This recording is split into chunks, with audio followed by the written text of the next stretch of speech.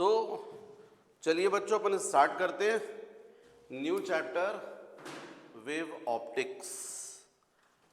तो बच्चों light actually में है क्या? लाइट क्या है? आज की डेट में यदि आप लोग से क्वेश्चन कहते हैं तो आप लोग थोड़ा शॉर्ट में बोल देते सर लाइट एक्चुअली में वेव्स है, ऐसा बोल देते आप लोग। कुछ आप लोग को इन्फॉर्मेशन मिल गई है इसलिए आप थोड़ा बहुत बोलने लगे हैं कि सर लाइट तो वेव है। लेकिन उस वक्त के बारे में सोचो जब कुछ भी नहीं पता था किसी को, और जब क्वेश्चन उठता था लाइट क्या है, तो कोई लाइट के बारे में कुछ बता नहीं पाता था, क्योंकि लाइट विजिबल नहीं है। लाइट की प्रेजेंस के कारण आप देखते हैं, आपसे जैसे एयर इनविजिबल है ना, एयर नहीं दिखती, लाइट भी आपको नहीं दिखती है। सन से यदि लाइट आ रही है तो उसकी प्रेजेंस की वजह से आप ऑब्जेक्ट्स देखते हैं, पर वो खुद नहीं दिखती है, उसके कारण आप देख पाते हैं। जब लाइट किसी ऑब्जेक्ट पर पड़ती है, वहां से रिफ्लेक्ट होती है, आपकी आई पर आती है, उसके बाद आपको ऑब्जेक्ट दिखना चालू हो जाता है। तो सबसे पहले लाइट के बारे में एक्चुअली में न्यूटन ने इंफॉर्मेशन दी, अपनी कॉर्पस्कुलर थ्योरी प्रपोज की 1675 में। इसलिए जब भी आप लोगों ने इलेक्ट्रोमैग्नेटिक स्पेक्ट्रम उसमें जब 7 वेव्स देखी थी, तो देखिए आप लाइट वेव्स के सामने डिस्कवर्ड बाय न्यूटन का नेम डला है।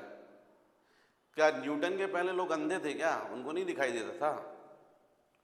भाई सबको दिखता था, पर लाइट के बारे में किसी ने कोई थ्योरी प्रपोज नहीं की। फर्स्ट थ्योरी प्रपोज की है न्यूटन ने, इसलिए उसी के नाम पर ये लाइट के लिए डिस्कवर्ड में नेम उसका आ गया है। तो न्यूटन ने लाइट के बारे में थ्योरी प्रपोज की कि भाई लाइट जो है, इसलिए इसको न्यूटन्स कॉर्पस्कुलर थ्योरी क्यों बोलते हैं। तो न्यूटन ने यही बोला कि जो लाइट एक्चुअली में, जैसे फॉर एग्जांपल कोई विंडो है, विंडो से लाइट आती है, कभी आप देखिएगा धूप आ रही है तो उसमें छोटे छोटे डस्ट पार्टिकल्स टाइप दिखते हैं। शायद हो सकता हो उस बेसिस पर उसने सोचा हो और बोला कि लाइट जो है वो छोटे छोटे बहुत फाइन पार्टिकल से बनी हुई है। और जैसा साउंड वेव्स के साथ होता है, उसने वैसा ही एक्चुअली में लाइट वेव्स को भी माना था कि लाइट जो है वो बहुत टाइनी पार्टिकल्स से मिलकर बनी है और उसी के फॉर्म में मूव करती है। वो जो टाइनी पार्टिकल्स, उसको नेम दिया गया कॉर्पस्कल्स। फिर बहुत सारी चीजें उसने एक्चुअली में बताई, पर बहुत सारी चीज थी वो जो एक्सप्लेन नहीं कर पाया, और फिर फाइनली न्यूटन्स कॉर्पस्कुलर थ्योरी जो थी वो फेल हो गई। जैसे उससे पूछा गया कि बताइए डिफरेंट कलर्स क्यों दिखाई देते हैं, तो उसने बोला कि भाई जो हमारे जो डिफरेंट कलर्स हैं वो डिफरेंट डिफरेंट साइज के पार्टिकल्स बने रहते हैं, और हमारा जो सेंसेशन ऑफ विजन है वो डिफरेंट साइज को रीड करना जानता है, इसलिए हम लोग जो डिफरेंट कलर्स उनको पहचान लेते हैं। लेकिन ये सब बातें एक्चुअल में बहुत सारी चीज़ें वो समझा नहीं पाया, क्योंकि आपको मालूम है यदि लाइट पार्टिकल्स से बनी हुई है, कोई मान लीजिए रेड कलर का क्लॉथ है, अब वो रेड क्यों दिखाई दे रहा है, तो उसने बोला कि रेड कलर का इसलिए दिखाई दे रहा है कि उससे जो पार्टिकल्स हैं उनका एमिशन हो रहा है, और उनका जो साइज है एक फिक्स साइज है जिसको हमारी आई जो है उसको रीड कर लेती है, और बाकी नेम तो हमने दिया रेड कलर। फिर उसने क्वेश्चन किया कि चलिए ठीक है, यदि वो ऑब्जेक्ट जो है उन पार्टिकल्स को एमिट कर रहा है, हमारी आई पर पड़ रही है, रेटिना पर जा रही है, सेंसेशन ऑफ विजन उसको रीड कर रहा है, तो जब उस क्लॉथ में से कंटिन्यूस पार्टिकल निकल रहे हैं तो मतलब उस क्लॉथ का मास जो है वो कम हो जाना चाहिए। तो उसका वो जवाब ही नहीं दे पाया। फिर हम लोग जो है पूरी जिंदगी में इतना कलर देखते हैं तो पता चला हमारी आई पे तो बहुत सारे पार्टिकल्स एक्यूमुलेट हो जाएंगे। भाई आपको होली के लिए कलर नहीं खरीदने पड़ेंगे, किसी ने आंख से निकाला फेंक दी है, ऐसा कुछ तो हो नहीं रहा है। फिर बहुत सारे न्यूटन्स के कॉर्पस्कुलर थ्योरी फेलियर के कुछ रीजंस थे, और वो थ्योरी फेल हो गई। फिर उसके बाद अब बहुत सारे ऐसे एक्चुअली में बच्चों मतलब का नहीं है, जैसे एक आध दो मैं आपको एग्जांपल दूं। जैसे साउंड है, अब साउंड के साथ क्या होता है कि जितने ज़्यादा डेंसर मीडियम में साउंड वेव इंटर करती है उतनी उसकी स्पीड इंक्रीज हो जाती है। जैसे साउंड की स्पीड एयर में है 332 मीटर पर सेकेंड, वाटर में जो है वो है इसका 4 टाइम्स, आयरन में जो 16 टाइम्स। अब लाइट के साथ अपोजिट होता है, जितना ज़्यादा डेंसर मीडियम में इंटर करती है लाइट की स्पीड उतनी कम होती जाती है। अब वो इस चीज़ को एक्सप्लेन ही नहीं कर पाया कैसे। तो ऐसे ही अभी न्यूटन की कॉर्पस्कुलर थ्योरी फेल हुई थी। फिर उसके बाद हाइजन ने अपनी वेव थ्योरी प्रपोज की थी और बताया था कि जो लाइट है वो एक्चुअली वेव्स के फॉर्म में मूव करती है, और वेव्स चूंकि सारी प्रॉपर्टी शो करती है इसलिए लाइट भी पूरी प्रॉपर्टी शो करती है, रिफ्लेक्शन, रिफ्रैक्शन, इंटरफेरेंस, डिफ्रैक्शन। हालांकि उस वक्त जब उसने हाइजन ने प्रपोज किया था तो उसने लॉन्गिट्यूडनल वेव बोल दिया था, बाद में प्रूफ हुआ कि नहीं हुआ तो पोलराइजेशन प्रॉपर्टी शो कर रही है, और पोलराइजेशन प्रॉपर्टी केवल ट्रांसवर्स वेव शो करती है। तो फिर उस बेसिस पे ये माना गया कि नहीं, लाइट जो है वो ट्रांसवर्स वेव है। ये क्वेश्चन भी बनता है। पर उसके बाद मैक्सवेल ने अपनी इलेक्ट्रोमैग्नेटिक वेव थ्योरी प्रपोज की और उस बेसिस पर बताया कि जो लाइट है वो एक्चुअल में इलेक्ट्रोमैग्नेटिक वेव्स के फॉर्म में मूव करती है, वेरिएबल इलेक्ट्रिक फील्ड और वेरिएबल इलेक्ट्रिक फील्ड के फॉर्म में। और अभी भी आप देख लीजिए इलेक्ट्रोमैग्नेटिक स्पेक्ट्रम में लाइट जो है उसको डाला गया है। तो मैक्सवेल ने 1864 में अपनी ये थ्योरी प्रपोज की। बाद में फिर प्लैंक्स ने अपनी क्वांटम थ्योरी प्रपोज की 1905 में, और उसने बोला लाइट जो एक्चुअली में वो छोटे छोटे एनर्जी के पैकेट्स के फॉर्म में मूव कर रही है। वो जो छोटे छोटे एनर्जी के पैकेट्स हैं उनको नेम दिया गया फोटॉन या क्वांटा। लेकिन जो मॉडर्न फिजिक्स है वो लाइट को ड्यूअल नेचर का मानती है। मॉडर्न फिजिक्स ये मानती है कि लाइट जो है एक्चुअली में दोनों नेचर की है, पार्टिकल्स के फॉर्म में भी मूव करती है और वेव्स के फॉर्म में भी मूव करती है। तो अभी मॉडर्न फिजिक्स जो है वो लाइट को ड्यूअल नेचर का मानती है, एनर्जी के पैकेट्स के फॉर्म में, फोटॉन के फॉर्म में भी मूव करी, और साथ ही साथ जब वो मूव करती है तो उसके साथ में वेव जो होती है वो भी एसोसिएट हो जाती है। तो इस तरीके से लाइट डबल नेचर की होती है, पार्टिकल से भी कंपोज है और वेव्स के फॉर्म में भी कंपोज है। तो इस तरीके से बच्चों कुछ वेव ऑप्टिक्स में लाइट के नेचर के बारे में डिस्कशन हुआ था। डिफरेंट लोगों ने अपने अपने टाइम पर लाइट के बारे में बताया, लेकिन एट प्रेजेंट में अपन मानते हैं लाइट को ड्यूअल नेचर का। हालांकि इसके बारे में अपन डिटेल में आगे देखेंगे। इसके बाद बच्चों नेक्स्ट टॉपिक जो मुझे तुम लोग को बताना है वो है वेव फ्रंट्स।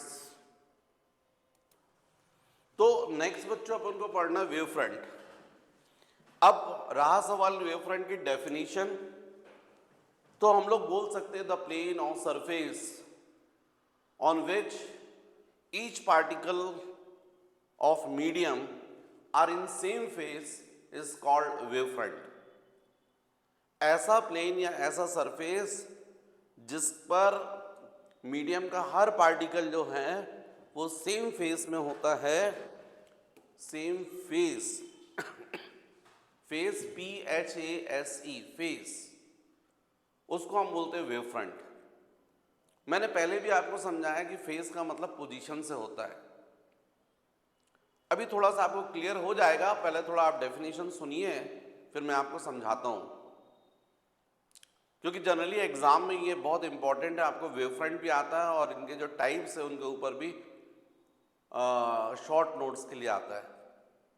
तो what is wave front? The plane और surface on which each particle of medium is vibrating in same phase is called wave front. And what is ray? The energy transferred normal to the wave front is called ray. हमेशा energy जो transfer होती है वो wave front के perpendicular होती है, उसको हम रे बोलते हैं। तो नेक्स्ट बच्चों, अब इसके बाद जब मैंने ये आपको बताया तो मुझे बताना चाहिए types of wave front. Next मुझे बताना चाहिए types of wave front, types of wave front. तो टाइप्स ऑफ वेव फ्रंट में यदि मैं बात करूं तो फर्स्ट मुझे बताना चाहिए प्लेन वेव फ्रंट। सेकंड होता है बच्चों spherical wave front, spherical wave front. और थर्ड जो होता है वो होता है cylindrical wave front, cylindrical wave front. Main ये वेव फ्रंट के 3 टाइप्स हैं। First plane wave front, second spherical wave front and third cylindrical wave front. ये प्लेन वेव फ्रंट कब फॉर्म होता है? जब ऑब्जेक्ट इंफिनिटी पर होता है। When object is at infinity, then the wavefront form in the medium is called plane wavefront. Actually में होता ही है कि जब ऑब्जेक्ट इंफिनिटी पर होता है, मान लीजिए ऑब्जेक्ट इंफिनिटी, सन है, दूर है, अब वहां से जो है वो इस तरीके से रेज आ रही है, एनर्जी ट्रांसफर हो रही है, ये एनर्जी इस तरीके से ट्रांसफर हो रही है। आप जरा सोच के देखिए, ये एनर्जी जो ट्रांसफर हो रही है वो वेव्स के फॉर्म में हो रही है। मैंने पहले भी आपको समझाया है, ये देखिए ट्रांसवर्स वेव है, इसमें बोलूंगा सेम फेस कौन सा है, तो आप बोलेंगे ये है क्रेस्ट, और ये भी crest, same face. Same face का मतलब सेम पोजीशन। इसके बाद जो है ये पार्टिकल और ऊपर नहीं जाएगा, नीचे जाएगा, और ये भी नीचे जाएगा। जबकि ये इसको बोलते हैं ट्रफ। ये इस क्रेस्ट से कैसा है? अपोजिट फेस में, क्योंकि ये और नीचे नहीं जाएगा, अब ये ऊपर जाएगा। मतलब इन दोनों की पोजीशन एक दूसरे के जस्ट अपोजिट है। इनका मोशन भी अपोजिट होने वाला है, ये डाउनवर्ड जाने वाला है, ये अपवर्ड जाने वाला है। ऐसे यदि आप बात करोगे तो ये भी ट्रफ है, ये दोनों कैसे हो गए हैं? सेम फेस में, ट्रफ ट्रफ सेम फेस में। ये क्रेस्ट क्रेस्ट सेम फेस में, क्रेस्ट और ट्रफ कैसे हैं? अपोजिट फेस में, अपोजिट पोजीशन। पोजीशन ना बोल के अपन उसको फेस बोल रहे हैं। तो अब आप जरा सोचिए, ये जो मैंने ऐसी लाइन ड्रॉ की, ये रे है।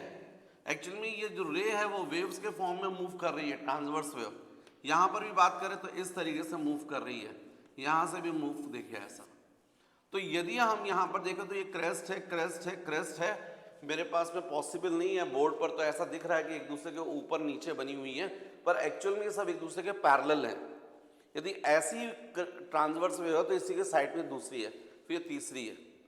इन सब के ये जो क्रेस्ट क्रेस्ट क्रेस्ट वाले पॉइंट्स को यदि हम ज्वाइन करें तो ऐसा एक प्लेन बन रहा है। इस प्लेन पर जितने पार्टिकल्स हैं वो सब सेम पोजीशन के हैं, सेम फेस में हैं।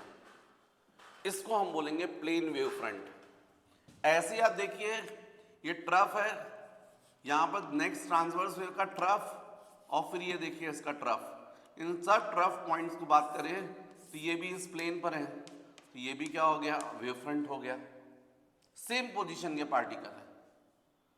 तो जब ऐसा प्लेन होता है जिस पर हर पार्टिकल सेम फेस वाला होता है, उसको हम बोलते हैं plane wave front.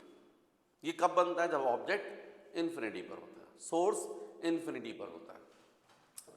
When source is at infinity, object ना बोलकर आप सोर्स बोलिए, सोर्स इज एट इंफिनिटी। ये जो प्लेन वेव फ्रंट्स होते हैं बच्चों, इनका एम्पलीट्यूड ये कांस्टेंट होता है। इस प्लेन वेव फ्रंट का एम्पलीट्यूड सोर्स से डिस्टेंस पर डिपेंड नहीं करता। थर्ड, ये बात अभी और क्लियर करूंगा, आप चिंता मत कीजिए।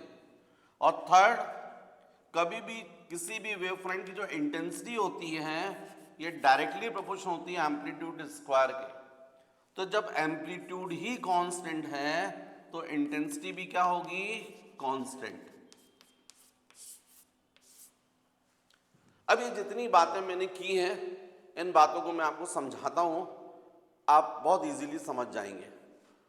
देखिए, आप समझिएगा कि आपको कोई भी, जैसे मान लीजिए सपोज आप पढ़ाई कर रहे हैं और किसी मल्टी स्टोरी बिल्डिंग है उसके छत पर हैं, और मान लीजिए आपने इस तरीके से कोई पेज या बुक खोल के रखी और आप उसको पढ़ रहे हैं, तो जरा सोचिएगा कि जो आपको इस पेज पर जो लेटर्स दिखाई दे रहे हैं, वर्ड्स दिखाई दे रहे हैं, सेंटेंस दिखाई दे रहा है, वो किसकी वजह से दिखाई दे रहा है?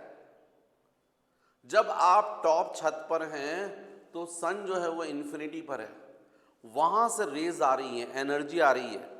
आपने अपने कॉपी के पेज से किसको रोक दिया? वेव फ्रंट को।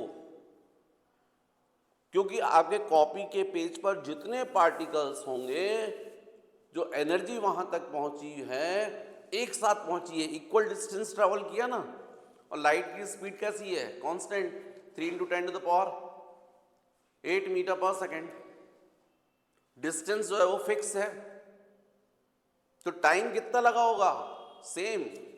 भाई आप अपने साथ के, मान लीजिए फॉर एग्जांपल आप लोग का जो बर्थ है, जितने भी स्टूडेंट्स हैं इनका लगभग बर्थ सेम ईयर में हुआ है, लगभग सेम एज में इन लोगों ने सबने क्लास में इंटर किया है।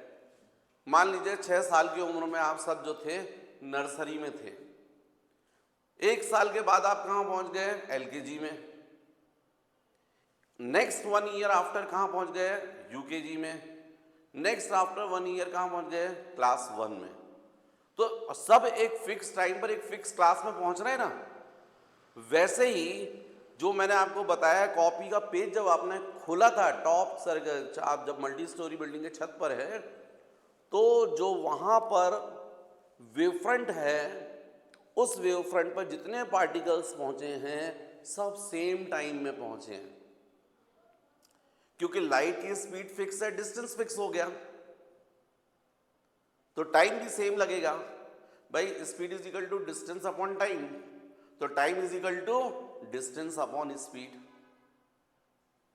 तो यहां पर जितने पार्टिकल्स होंगे कॉपी के पेज पर, वो सब सेम फेज में होंगे, एक साथ वाइब्रेट कर रहे हैं, और उसकी इंटेंसिटी की वजह से आपको वर्ड्स दिखाई दे रहे हैं। आपने किसको रोका है? प्लेन वेव फ्रंट को। उसकी वेव फ्रंट की जो इंटेंसिटी, उसके कारण आपको वर्ड्स दिखाई दे रहे हैं।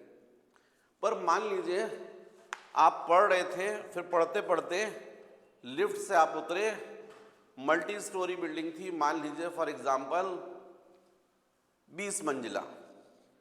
अब आप वहां से उतर के आ गए हैं 5वीं मंजिल पर, और 5वीं मंजिल की जो बाहर बालकनी है, फिर आप वहां खड़े होकर पढ़ने लग गए। आपने प्रैक्टिकली देखा होगा। फिर से किसको रोका? वेव फ्रंट को, प्लेन वेव फ्रंट को। और आपने देखा होगा कि अभी भी आपके पेज के पर जो वर्ड्स हैं, लेटर्स हैं, वो उतनी ही इंटेंसिटी से दिखाई दे रहे हैं जितनी इंटेंसिटी पर छत पे दिखाई दे रहे थे। जबकि आपका सन से डिस्टेंस बढ़ गया है, पर क्या इंटेंसिटी पर कोई फर्क पड़ा? क्या कम हो गई क्या लाइट? नहीं हुई। क्यों नहीं कम हुई? क्योंकि जो प्लेन वेव फ्रंट्स होते हैं उनके एम्पलीट्यूड कैसे होते हैं? कांस्टेंट, और इसलिए इंटेंसिटी भी कैसी होती है? कांस्टेंट। राइट। नेक्स्ट इसके बाद यदि बात करता हूं बच्चों, तो नेक्स्ट है स्फेरिकल वेव फ्रंट। ये स्फेरिकल वेव फ्रंट तब फॉर्म होता है जब सोर्स किसी सर्टेन डिस्टेंस पर होता है और पॉइंटेड होता है। जब सोर्स कैसा होता है? पॉइंटेड होता है, और किसी डेफिनेट डिस्टेंस पर होता है, डेफिनेट डिस्टेंस पर होता है। जैसे यहां पर मैंने बोला था सोर्स इनफाइनाइट डिस्टेंस पर, अब मैं सोर्स बोल रहा हूं पॉइंटेड और डेफिनेट डिस्टेंस पर। मान लीजिए ये बल्ब, जैसे बल्ब है ना, बल्ब वैसा। अब बल्ब की जो लाइट है उससे देखिए आप ऐसी रेज आती हैं, ये रेज हैं। जैसे यहां पर भी मैंने बताया, तो ये वेव फ्रंट है, ये वेव फ्रंट है, ये भी कौन सा वेव फ्रंट कहलाएगा? Plane wave front. और ये भी क्या कहलाएगा? Plane wave front. Plane wave front, wave front. और ये जो दिखा रहा था मैं आपको, ये सब क्या थी? रे। जो रेज होती हैं वो हमेशा वेव फ्रंट के परपेंडिकुलर होती है और इसी डायरेक्शन में एनर्जी ट्रांसफर होती है। अब यहां पर मैंने बोला जैसे ये बल्ब है, जैसे आपने बल्ब ऑन किया तो लाइट जो है वो यहां तक पहुंची। मान लीजिए इस लाइट ने x डिस्टेंस ट्रेवल किया। यदि मैं बोलूं इस डायरेक्शन में यहां पर या यहां तक लाइट जो है इतने ही टाइम में, तो आप लोग सेम डिस्टेंस ट्रेवल करेगी। फिर यहां बोलूंगा सेम टाइम में सेम डिस्टेंस ट्रेवल करेगी, इस डायरेक्शन में सेम टाइम में सेम डिस्टेंस ट्रेवल करेगी, क्योंकि स्पीड इज इक्वल टू क्या होता है? Distance upon time. Distance is equal to speed into time. यदि स्पीड सेम है और टाइम सेम तो डिस्टेंस भी सेम होगा। यदि इन सारे पॉइंट्स को मैं ज्वाइन कर दूं तो ऐसा वेव फ्रंट बनेगा, क्योंकि इस वेव फ्रंट पर जितने पार्टिकल्स होंगे सबको एनर्जी कैसी मिली है? एक साथ उचकेंगे, मतलब इनका वाइब्रेशन एक साथ होगा। तो इसको अपन बोलेंगे स्फेरिकल वेव फ्रंट। लेकिन ये मान लीजिए x की जगह मैं x1 नेम देता तो x1। अब यहां पर और आगे मैं बात करूं, यहां कोई पार्टिकल है, इसको एनर्जी कब मिली होगी? थोड़ा देर बाद, थोड़ा ज्यादा टाइम लगा होगा। मान लीजिए यहां से यहां तक एनर्जी 1 सेकेंड में पहुंची है, तो यहां से यहां एनर्जी पहुंचने में ज्यादा टाइम लगेगा, मान लीजिए 2 सेकेंड। तो 2 सेकेंड में एनर्जी दी इतने डिस्टेंस पर पहुंची है, तो 2 सेकेंड में इस डायरेक्शन में भी एनर्जी इतने ही डिस्टेंस पर पहुंचेगी। न्यू डिस्टेंस सपोज x2 है, तो यदि हम ऐसा सब तरफ पता करें, सब पॉइंट्स को ज्वाइन करें, तो एक ये न्यू वेव फ्रंट बन गया। मतलब सोर्स जो है सही मायने में सेंटर हो गया। और यदि आप x1 रेडियस का एक स्फीयर इमेजिन करें, क्योंकि बोर्ड पर तो सर्किल ही बनेगा पर प्रैक्टिकली तो स्फीयर है, ये सोर्स है। सोर्स से जब एनर्जी जाएगी तो ऐसी जाएगी, ऐसी जाएगी, ऐसी जाएगी, सब तरफ आएगी। इसको सेंटर ले लेके स्फीयर इमेजिन कीजिए। इस स्फीयर के सरफेस पर जितने पार्टिकल्स होंगे सबको एनर्जी कैसी मिलेगी? सेम टाइम पर, क्योंकि सबका डिस्टेंस सेम है, रेडियस सेम है। फिर आप एक न्यू स्फीयर इमेजिन कर रहे हैं, तो इसका सेंटर से जो डिस्टेंस, जिसको आप रेडियस बोल रहे हैं, वो बढ़ गया है। इस स्फीयर पर जितने पार्टिकल्स होंगे सबको एनर्जी सेम टाइम में मिलेगी, क्योंकि speed is equal to distance upon time, time is equal to distance upon speed. तो चूंकि डिस्टेंस सेम है, स्पीड सेम है, तो सेम टाइम में मिलेगी। मतलब इस पर भी जो पार्टिकल्स होंगे वो सब कैसे होंगे? सेम फेस में। तो ये भी स्फेरिकल वेव फ्रंट है, ये भी स्फेरिकल वेव फ्रंट है। और ये जो दिख रहा है आपको, ये है रे, क्योंकि हमेशा एनर्जी ट्रांसफर होती है वेव फ्रंट के perpendicular.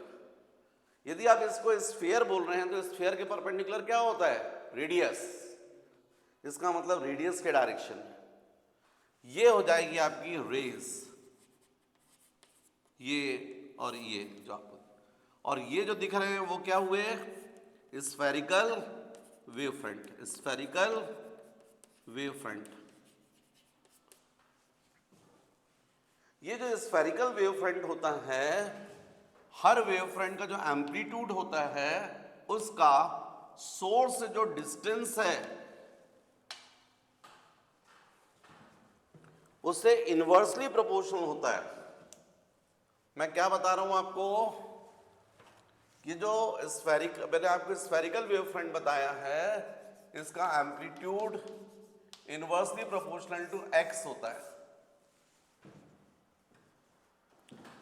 What is x? Distance of spherical wave front from source. ये जितना डिस्टेंस बढ़ता जाएगा एम्पलीट्यूड उतना कम होता जाएगा। अब जो इंटेंसिटी होती है वो हमेशा डायरेक्टली प्रोपोर्शनल होती ए स्क्वायर के। यहां भी बताया था मैंने, लेकिन ए खुद ही देखिए आप 1/x है तो 1/x² हो जाएगा, मतलब इंटेंसिटी क्या हो जाएगी 1/x²। ए की जगह पर क्या लिख देंगे आप 1/x, तो intensity it is inversely proportional to x²। जैसे जैसे x इंक्रीज होता जाएगा इंटेंसिटी क्या होती जाएगी, डिक्रीज होती जाएगी। फिर से देखिए समझिए बात, मान लीजिए इस क्लासरूम में यहां बल्ब लगा है और आप बल्ब की लाइट में पढ़ाई कर रहे हैं, ट्यूबलाइट नहीं है, बल्ब है, बल्ब लगा है, और आपने ये कॉपी का पेज खोला, तो जो बल्ब की लाइट आ रही है उसके रास्ते में आपने पेज को रोक दिया, तो इस पेज पर जो वर्ड्स दिखाई दे रहे हैं, लेटर्स दिखाई दे रहे हैं, वो वेवफ्रंट की वजह से दिखाई दे रहे हैं। कौन सा वेवफ्रंट? Spherical wavefront.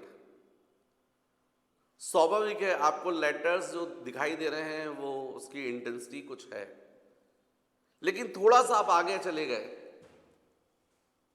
और आपको मालूम है कि अब कॉपी के पेज पर जो लाइट की इंटेंसिटी होगी वो कम हो जाएगी। क्यों कम हो जाएगी? क्योंकि आपने ज्यादा आगे चले गए तो वेवफ्रंट की इंटेंसिटी क्या हो गई, कम हो गई। इसलिए आपको वो जो लेटर्स है, वर्ड्स हैं, उनकी भी इंटेंसिटी आपको कम दिखाई दे रही है। जैसे जैसे आप डिस्टेंस बढ़ाते जाएंगे इंटेंसिटी क्या होती जाएगी, कम होती है। बल्ब से दूर जाते जाएंगे इंटेंसिटी क्या होती जाएगी, कम होती जाएगी, अंधेरा छाने लगेगा, ज्यादा क्लियर नहीं दिखाई देगा। होता है ना ऐसा? तो ये है बच्चों second type, spherical wavefront.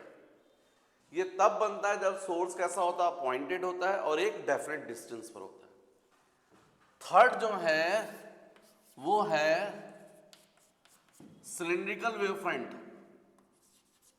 Cylindrical wavefront, cylindrical wavefront. ये सिलिंड्रिकल वेवफ्रंट तब फॉर्म होता है जब सोर्स स्लिट के फॉर्म में होता है और सर्टेन डिस्टेंस पर होता है। जब सोर्स कैसा होता है, सोर्स स्लिट के फॉर्म में होता है एंड डेफिनेट डिस्टेंस पर होता है, सर्टेन डिस्टेंस पर होता है। वैसे तो स्लिट का मतलब अलग है। आप स्लिट का मतलब ऐसा मान लीजिए कि जैसे बोर्ड आपको दिख रहा है, अब इसी बोर्ड पर मान लीजिए मैंने यहां से ऐसा इतना पोर्शन कट कर दिया होता, ये पोर्शन यहां पर काट दिया होता, और मान लीजिए इसके पीछे जो है आपने एक बल्ब लगा के रखा है, ये पूरी वॉल जो है इस पर कहीं से लाइट नहीं आ रही है, बिल्कुल डार्क अंधेरा है क्लास में, और इस बोर्ड के ठीक पीछे एक बल्ब आपने लगा के रखा है। तो जब वो बल्ब ऑन रहेगा तो लाइट कहां से निकलेगी, इस पोर्शन से निकलेगी। इस पोर्शन को हम लोग क्या बोल रहे हैं, स्लिट। और इधर से जो निकलने वाली लाइट है वो बिल्कुल वैसी रहेगी जैसे for example upon tube rod का केस ले लें। मान लीजिए अपन ट्यूब रॉड जो है, ट्यूबलाइट जो होती है ट्यूब रॉड, उसको अपन यहां पर रखें और इसका कनेक्शन कुछ ऐसा कर दें कि वो वायर आपको नहीं दिख रहा है, केवल ट्यूब रॉड जो है वो जब जलेगी तो वो दिखेगी। जैसे ये ट्यूब रॉड ऑन होगी तो आप सब जानते हैं वेव इस डायरेक्शन में भी जाएगी, इस डायरेक्शन में भी जाएगी, ऐसी भी जाएगी, ऐसी भी जाएगी। ऐसा यहां से भी होगा, ऐसी लाइट जाएगी, ऐसी जाएगी, ऐसी ऐसी जाएगी। मतलब ट्यूब रॉड को यदि आप एक्सिस ले लें और एक फिक्स डिस्टेंस का आप इसके चारों तरफ सिलेंडर इमेजिन करें, तो आपको पता है इस सिलेंडर के सरफेस पर जितने पार्टिकल्स होंगे सबको एनर्जी कैसी मिली है, सेम टाइम पर। मतलब सब कैसे हैं, इन सेम फेस। तो इसको हम बोलेंगे सिलिंड्रिकल वेवफ्रंट। मैं इसी चीज को थोड़ा सा और दूसरे तरीके से भी बना सकता हूं कि मान लीजिए ये स्लिट है सोर्स, तो मैंने मान लीजिए ऐसा ऐसा पिक्चर कर दिया। ये यहां से एनर्जी जो है यहां यहां यहां, इस पर जितने पार्टिकल सब पर एनर्जी कब मिली है, सेम टाइम में, मतलब सब सेम फेज में। फिर यदि अपन और आगे देखें तो फिर एक और सिलेंडर ऐसा, ये भी क्या हो जाएगा, सिलेंड्रिकल वेव फ्रंट। क्यों बच्चों, तो ये भी सिलेंड्रिकल वेव फ्रंट है, ये भी सिलेंड्रिकल, और जो रे रहेगी वह ऐसी जाएगी, ये रे है, रेज। क्लियर? तो ये सोर्स हो गया, ये वेव फ्रंट हो गया, सिलेंड्रिकल वेव फ्रंट। और मान लीजिए इस सिलेंड्रिकल वेव फ्रंट का सोर्स है डिस्टेंस x है, तो इस वेव फ्रंट का जो एम्पलीट्यूड होता है वो एम्पलीट्यूड प्रैक्टिकली देखा गया है इनवर्सली प्रोपोर्शनल होता है रूट x के। Amplitude of cylindrical wave front it is inversely proportional to root x। What is x? Distance between cylindrical wave front and source. अब यदि मैं बोलता हूं आपसे इंटेंसिटी कैसी होगी, तो आप लोग जानते हैं intensity is directly proportional to a square. तो इसका मतलब है इंटेंसिटी ए की जगह रख देंगे तो 1/x आ जाएगा, तो रूट हट जाएगा। मतलब देखिए बल्ब की जो लाइट थी उसमें डिस्टेंस यदि डबल कर रहे थे तो इंटेंसिटी 1/4 हो जाएगी, और यहां पर यदि डिस्टेंस डबल करोगे तो इंटेंसिटी हाफ होगी, मतलब बहुत तेजी के साथ डिक्रीज नहीं होगी। और ये सब आप प्रैक्टिकली फील करते हैं। ट्यूब लाइट की रोशनी में जब आप पढ़ते हैं तो स्वाभाविक है, जब जैसे ही आपने कॉपी का पेज खोला तो आपने किसको रोका? सिलेंड्रिकल वेव फ्रंट को। और जैसे जैसे ट्यूबलाइट से दूर जाएंगे तो वाकई में इंटेंसिटी कम होगी, पर उतनी कम नहीं होगी जैसे बल्ब के केस में हो रही थी। बल्ब के केस में जो लाइट है उसकी इंटेंसिटी तेजी के साथ डिक्रीज होती है, जबकि ट्यूब रॉड की रोशनी में जो लाइट की इंटेंसिटी है वो डिक्रीज तो होगी पर उतनी तेजी के साथ नहीं, वो बल्ब के केस में हो रही थी। क्यों? क्योंकि सिलेंड्रिकल वेव फ्रंट जो होता है उसकी इंटेंसिटी इनवर्सली प्रोपोर्शनल होती है x के। समझ रहे बात? तो ये हो गया बच्चों आप लोग का टाइप्स ऑफ वेव फ्रंट। बहुत इंपॉर्टेंट टॉपिक है, जनरली एग्जाम में आता है ये। Right the definition of wave front and right short notes on types of wave front, ऐसा करके क्वेश्चन आता है।